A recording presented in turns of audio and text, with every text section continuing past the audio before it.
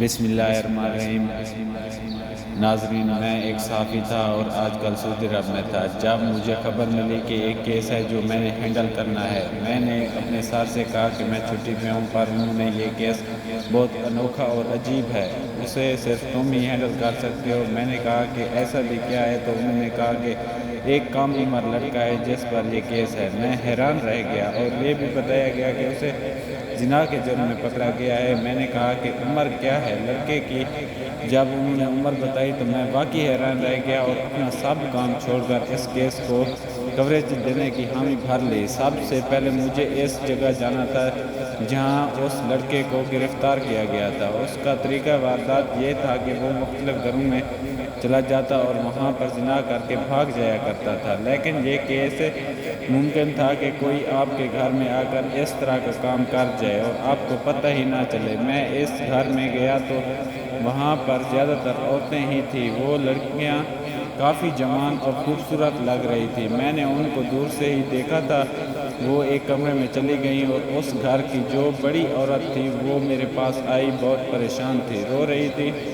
یہ وہ گھر تھا جہاں سے لڑکے کو پکڑا گیا تھا۔ وہ کہنے لگی کہ ہم تو لٹ گئے، ہم تو برباد ہو گئے، ہمیں کیا پتا تھا کہ ہمارے ساتھ ایسا ہوگا۔ میں نے کہا کہ کیا مطلب؟ مجھے پوری بات بتائیں، ہوا کیا تھا؟ انہوں نے کہا کہ وہ لڑکا باہر کوئی چیز بیچنے کے لیے آیا تھا، کہہ رہا تھا کہ بہت اچھا شیمپو ہے، آپ کے بالوں کے لیے اچھا ہے، ہمارے گھر میں صرف لڑکیاں ہی ہیں اور ان کو بال لمبے کرنے کا بہت شوق ہے، اسی لیے ہم نے اسے کہا کہ ٹھیک ہے دکھاؤ کیا ہے تمہارے پاس۔ لیکن تھوڑی ہی دیر کے بعد وہ بے ہوش ہو گیا۔ پہلے اس نے ہم سے پانی بھی مانگا تھا، ہم نے پانی دے دیا۔ ہم نے کہا کہ گرمی سے بیچارہ گرمی میں کام کر رہا ہے، لیکن جب بے ہوش ہو گیا تو سمجھ ہی نہیں آ رہی تھی کہ یہ کیا کریں۔ اس کو سڑک پر تو نہیں رکھ سکتے تھے، اسے تو ہوش میں ہی نہیں آ رہا تھا۔ بمشکل اٹھا کے ایک کمرے میں بستر کے اوپر رکھ دیا، اس کی تلاشی لی کہ کوئی نمبر یا فون مل جائے جس میں اس کے کسی اپنے کا نمبر ہو، اس کو بتائیں کہ آپ کا رشتہ دار یہاں پہ بے ہوش پڑا ہوا ہے۔ لیکن تھوڑی دیر کے بعد اسے ہوش آ گیا اور ہم سب کو جیسے کسی نے کوئی نشے کی چیز دی ہو،